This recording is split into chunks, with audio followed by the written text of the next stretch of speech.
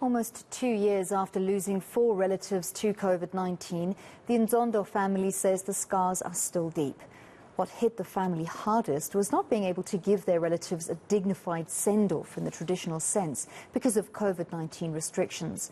As we reflect on the pandemic, eNCA senior reporter Aviwe Mtila visited the Ndzondos and filed this report.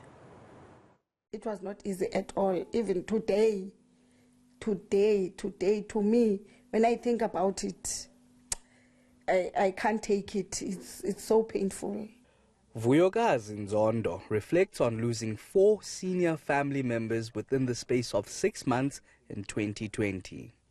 One of them was her 80-year-old father, Ndzondo, who was once a champion boxer.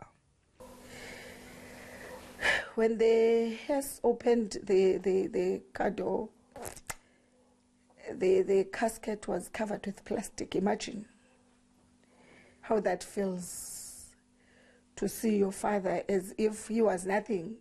That's how we took it, as if he was nothing. His coffin was covered with plastic like that. He can't come to his house. That's how cruel COVID-19 is. You know, you can't do the process the way you're supposed to do it, and it's emotionally draining. COVID-19 and its restrictions allowed only 25 members of the family to attend the funeral, which is also strictly monitored to last no longer than 2 hours. Before her father passed away, the family wasn't allowed to visit him in hospital.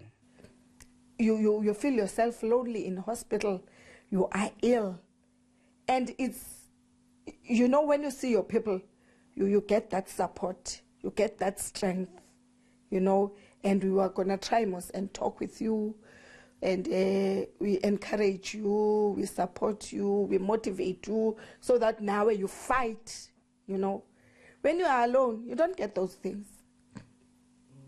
You don't get those things. So it's one of the things that COVID did to our people. 2 years down the line, Ndzondo says it still cuts deep. Emotionally, there is a scar. Emotional. When you think about the COVID processes, when it comes to funerals, it hits, it comes back. That's why I'm saying it's unfortunate that there's a big number of people that we lost, and it's not going to be easy to cancel each and every families. But I think a follow-up maybe from the government to check if families, people, how are people coping. Ndzondo says the death of her father hit her hardest days after the funeral, when she had travelled back to Cape Town. She had a breakdown and sought help from a psychologist.